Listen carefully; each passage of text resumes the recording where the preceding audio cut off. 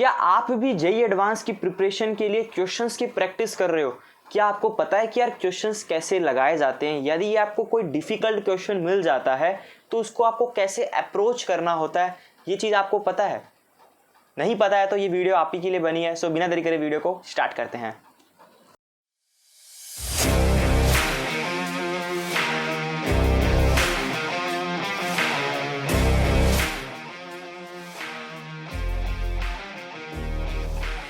So hello guys, my name is Keshav Lakhotia from IIT ISM Dhanbad. आज की इस वीडियो के अंदर आपको मैं यही बताने वाला हूँ कि आपको कैसे क्वेश्चंस को लगाना होता है, क्वेश्चंस को किस प्रकार से अटेम्प्ट करना होता है। कोई क्वेश्चंस आपसे नहीं बन रहा है तो उसको किस प्रकार से सोल्व करना रहता है। देखो, आपको वीडियो की स्टार्टिंग में की पॉइंट बता देता हूँ। जो जेईई एडवांस होता है वो क्वालिटी वाले स्टूडेंट्स पे फोकस करता है इंस्टीड ऑफ क्वान्टिटी में स्टूडेंट्स। जिसकी क्वालिटी स्टूडेंट्स है उसको वो ले लेगा IIT के अंदर। यही आपको अपने प्रिपरेशन के अंदर लगाना है कि आपको क्वालिटी क्वेश्चंस लगाने हैं इंस्टीड ऑफ क्वांटिटी। आप दिन में 100-150 क्वेश्चंस करो लेकिन फिर भी आप में कोई इंप्रूवमेंट नहीं आ रहा है। इसका सबसे बड़ा रीज़न यही है कि आप क्वालिटी क्वेश्चंस पर फोकस नहीं कर रहे हो। तो यहाँ पे आपको क्वालिटी वाले क्वेश्चंस पे फोकस करना पड़ेगा। ये कोई नीट का पेपर नहीं है कि आप सारे क्वेश्चंस अटेम्प्ट करके आ रहे हो और आपका सिलेक्शन आपको चाहिए। नहीं, यहाँ पे आपको सारे क्वेश्चंस भी अटेम्प्ट करके जरूरी नहीं होते हैं। यहाँ पे आपको ये सीखना होता है कि क्वेश्चंस को कैसे स्किप करना है। यदि आप क्वेश्चंस को स्किप करना सीख गए तो आपको डेफिनेटली रिजल्ट मिलेगा अपने जेईई एडवांस के पेपर में। तो यही आपको बस ये देखना है कि यार कि हमें क्वेश्चंस को कैसे स्किप करना है, कौन सा क्वेश्चन मुझे करना है, किस क्वेश्चन में मेरे को कम टाइम लगेगा और इसको मुझे अच्छा रिजल्ट भी मिल जाएगा। कोई क्वेश्चन नहीं बन रहा है तो उसे कैसे अप्रोच करना है। तो यहाँ पे आपको ये वीडियो काफ़ी हेल्प करेगी। देखो यार, सबसे पहले मैं आपको बताता हूँ, ड्यूरिंग द प्रिपरेशन आपको क्वांटिटी नंबर ऑफ क्वेश्चंस पे फोकस नहीं करना है, आपको क्वालिटी पर जाना है। यदि आप दिन के 60 क्वेश्चंस भी कर रहे हो, अभी आपके पास मोरल लेस 1.5 मंथ है, तो यदि आप दिन में 60 क्वेश्चंस भी कर रहे हो तो भी आप सोचो कि आपने ड्यूरिंग द 1 मंथ में आपने 1800 क्वेश्चंस कर लिए। लास्ट के 15 दिन तो मैंने फिर भी छोड़ दिए हैं। तो बस वही 1800 क्वेश्चंस अपने आप में एक अच्छा नंबर है, लेकिन दिन में आपको केवल 60 क्वेश्चंस करने हैं। यदि आप मेरी बात मान रहे हो तो आप इतना ज़रूर सुनो कि आपको किस प्रकार से प्रिपेयर करना है। और अभी तक आप वीडियो पे बने हुए हो, इस चैनल को सब्सक्राइब नहीं किया तो सब्सक्राइब कर लो, वीडियो को लाइक एंड हर जगह शेयर करना है। कमेंट करके मेरे को बताना कि क्या आप इसे फॉलो कर रहे हैं एंड साथ में आपको वीडियो कैसी लगी हो। वीडियो अच्छी लगी तो शेयर जरूर करना है यार, क्योंकि इससे दिल को भी अच्छा लगता है। ठीक है, अब साथ में सुनो यार आपको अब कैसे प्रिपरेशन करनी है। देखो यार, सबसे इंपॉर्टेंट बात ये आती है कि मैं आपको 60 क्वेश्चंस बोल रहा हूँ तो आप 20 क्वेश्चन फिजिक्स के उठाओ, 20 क्वेश्चन केमिस्ट्री के उठाओ, 20 क्वेश्चन मैथ्स के उठाओ। भैया कौन से क्वेश्चन उठाएं? देखो, मैंने आपको अपनी प्रिपरेशन वाली वीडियो के अंदर भी बताया था, वो जाके वीडियो देख लेना, आपके लिए वो वीडियो काफ़ी ज़्यादा हेल्पफुल रहेगी। उस वीडियो का लिंक मैं आई बटन पर भी डिस्क्रिप्शन बॉक्स में भी ऐड कर दूंगा। देखो यार, वो वाली जो वीडियो है उसके अंदर आपको मैंने बताया था कि क्वेश्चन कौन से उठाने हैं। देखो, वहाँ पे आपको पूरा सिलेबस लेकर नहीं जाना है अपना, आपको हर चैप्टर नहीं करना है। आपको लगता है कि यार ये चैप्टर मेरे लिए स्ट्रॉन्ग है, इसको मैं अच्छे से कर सकता हूँ, यदि इसमें से कोई क्वेश्चन आता है तो उसको मैं स्किप नहीं करता। आपको ये भी पता है कि जो जेईई एडवांस में क्वेश्चंस आते हैं वो कनेक्टेड क्वेश्चंस आते हैं आपस में।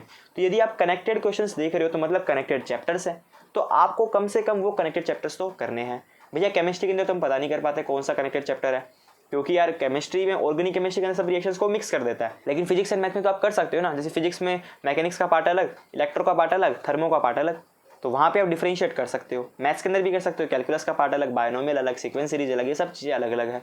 तो यहाँ पे आप इन चीज़ों को डिफरेंशिएट करके अपने जो स्पेसिफिक सबसे मोस्ट इंपॉर्टेंट जो आप उसके अंदर सक्सेड कर सकते हो, मतलब आपको ऐसा लगता है कि हाँ यार इसमें से कोई क्वेश्चन आता है तो मैं उसको कर लेता हूँ। तो यार देखो, आपको अपने वो सिलेक्टेड चैप्टर्स देखने पड़ेंगे। तो आपने अपने वो कनेक्टेड चैप्टर्स निकाल लिए, तो आपको बस उन्हीं चैप्टर्स के 20-20 क्वेश्चंस उठाने हैं, फिजिक्स केमिस्ट्री मैथ के। अब भैया 20 क्वेश्चंस कैसे लेने हैं? देखो यार, 10 क्वेश्चंस उठाओ PYQ के, जो प्रीवियस क्वेश्चन पेपर हुए थे आप उधर से 10 क्वेश्चंस उठाओ उस चैप्टर के, ठीक है। और 10 क्वेश्चन उठाओ अपने जो भी आप कोचिंग के अंदर पढ़े हो, आपके पास मटेरियल पड़ा होगा, आपके पास कोई टेस्ट सीरीज होगी, आपके पास कुछ ना कुछ तो स्टडी मटेरियल है जहाँ पे आपको चैप्टर वाइज ये मिल जाएंगे क्वेश्चंस। तो आपको वो 10 क्वेश्चंस वो वाले उठाने हैं जो मतलब PYQ नहीं है, आपके कोचिंग के अच्छे क्वेश्चंस, अच्छी क्वालिटी क्वेश्चंस आपको उठाने हैं। अब भैया अच्छी क्वालिटी क्वेश्चंस कौन से होते हैं?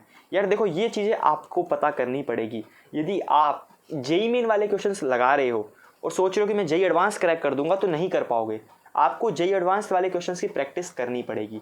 तो आपको 10 क्वेश्चन उठाने हैं PYQ से, 10 क्वेश्चन उठाने हैं अपनी कोचिंग वाली शीट से, वो भी अच्छी लेवल। जैसे मान लो कि आप रेजोनेंस के स्टूडेंट हो, तो यदि आप रेजोनेंस के स्टूडेंट हो तो उसमें एक मीडियम लेवल की एक्सरसाइज होती थी, एक्सरसाइज 2 करके, तो आपको वो वाले क्वेश्चंस उठा लेने हैं, पिकअप करने हैं और वहाँ से आपको चीज़ों को लगाना है।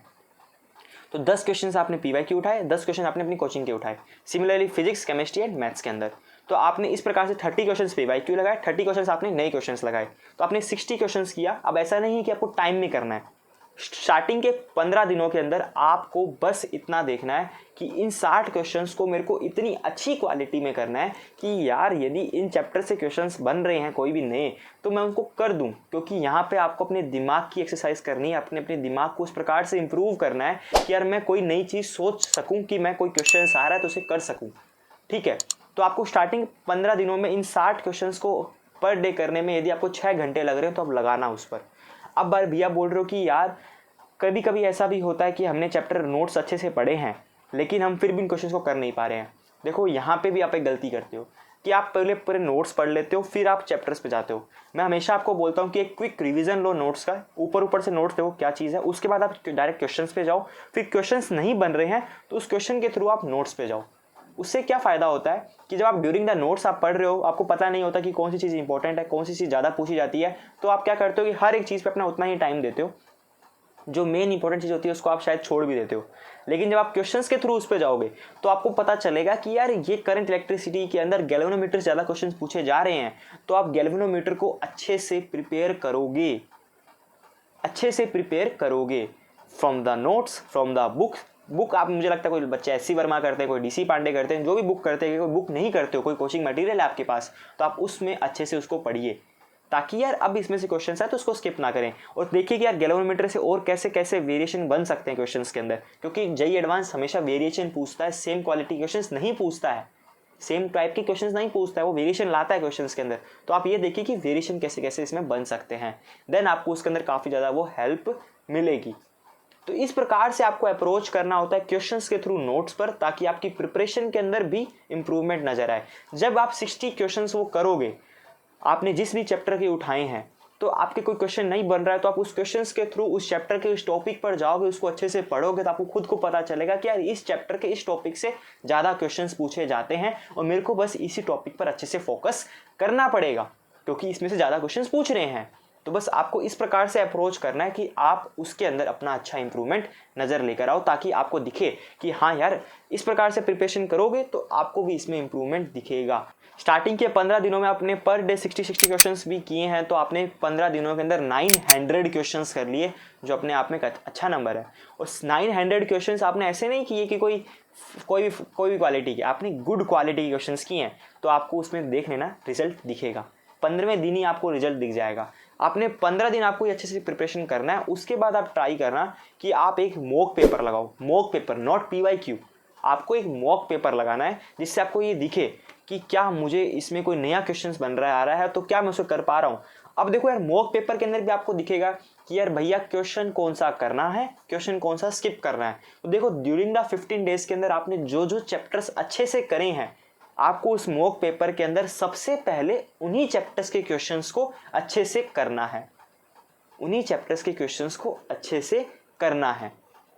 तो ड्यूरिंग द 15 डेज आप वो चैप्टर्स उठाना जिससे ज़्यादा क्वेश्चंस पूछे जाते हैं, लाइक मैकेनिक्स हो गया, थर्मोडायनेमिक्स हो गया, तो उससे ज़्यादा क्वेश्चंस पूछे जाते हैं, तो आप उन्हीं चैप्टर्स को उठाना, उन्हीं चैप्टर्स को पिकअप करना और उन्हीं चैप्टर्स को अच्छे से प्रिपेयर करना।